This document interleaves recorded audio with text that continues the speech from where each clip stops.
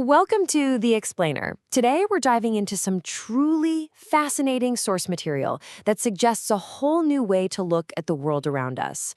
It's all about a complementary approach to something called layered complexity. And trust me, it might just change how you see, well, pretty much everything. Okay, so let's just jump right in with a massive question. What if life isn't just about individual animals and plants and things we can see? What if there are other hidden life forms all around us, operating on totally different scales?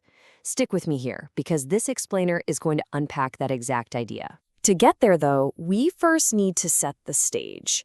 We're going to explore two very modern mysteries.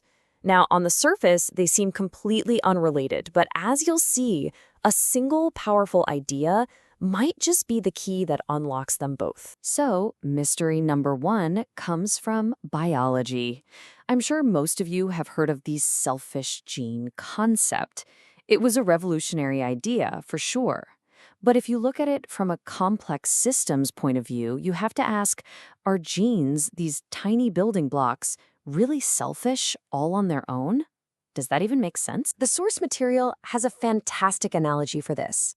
Calling a gene selfish is a little like saying that standard-sized bricks are selfish just because they get used in buildings all over the world. You see, the brick is a super useful, standardized component, absolutely.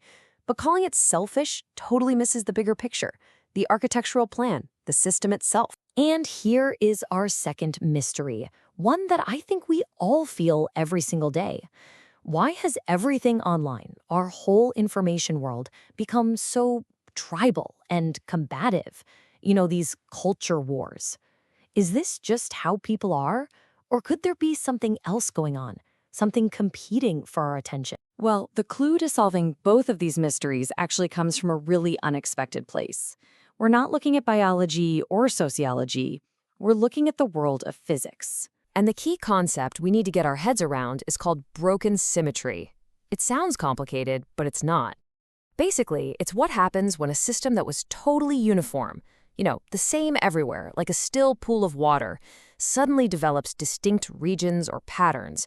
It's the exact moment that simplicity gives birth to complexity. Here's a perfect way to visualize it.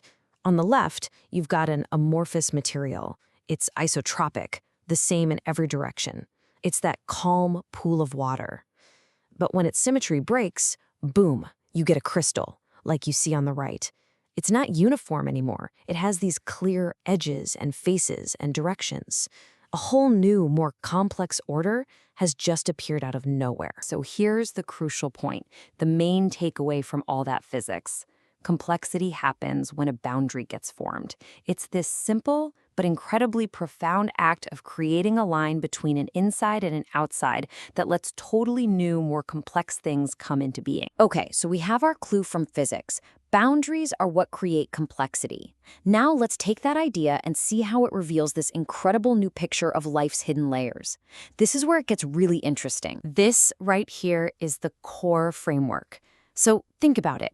Just like your skin creates the boundary for you, the organism, the theory is that other, less tangible boundaries create other layers of life.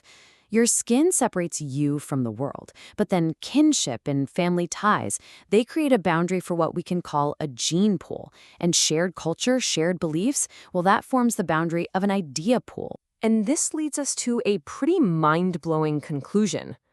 Our planet isn't just home to a bunch of individual organisms that we can see and touch. It's also inhabited by these bigger, emergent entities, these gene pools and idea pools.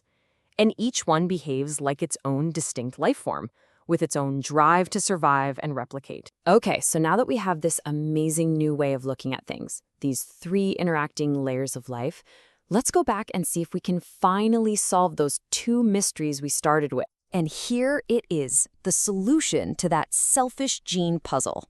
To quote the source material directly, selfishness need not be seen as a property of all genes, even if it is certainly a property of a gene pool. See? The selfishness isn't in the brick, it's in the entire building company that only uses its own bricks. It's in the family of bears that protects its own cubs. The selfish behavior isn't at the gene level, it's at the gene pool level. Let's look at how similar these things are. A gene pool, which is basically a life form made of molecules, could be a virus like polio, or it could be a whole family of bears. In the exact same way, an idea pool is a life form made of memes, traditions, and culture. It could be one viral meme that takes over the internet, or it could be an entire national identity. They're both just code pools that evolve and compete. So what about our second mystery, the culture wars? Well, looking at it through this new lens, the answer is suddenly crystal clear, almost frighteningly so. The culture wars aren't just arguments between people. You could see them as a literal feeding frenzy among competing idea pools, these vast, invisible life forms battling it out for survival right inside our own minds. This brings us to our final section, and it's maybe the most important one for us today.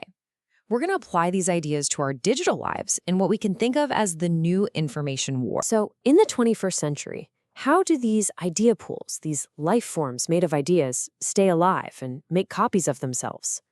The answer is brutally simple. They do it by getting our attention. In our digital world, our attention is their food. It's their sunlight. It's their oxygen. And this leaves us with some really critical takeaways. First, and this is so important, we have to remember that attention, clicks, likes, shares, is not the same thing as intrinsic value. Second, this framework shows us why social media is the perfect petri dish for these tribal idea pools to grow. And to build healthier societies, we have to find a balance across all these layers, our individual selves, our families, and our cultures. So ultimately, our mission is to become much smarter, much more aware consumers of information. So I'm going to leave you with one final question to think about. The next time you're scrolling or clicking or sharing, just remember this whole hidden ecosystem. Remember this competition is happening. And ask yourself, in this world of competing ideas, who are you feeding?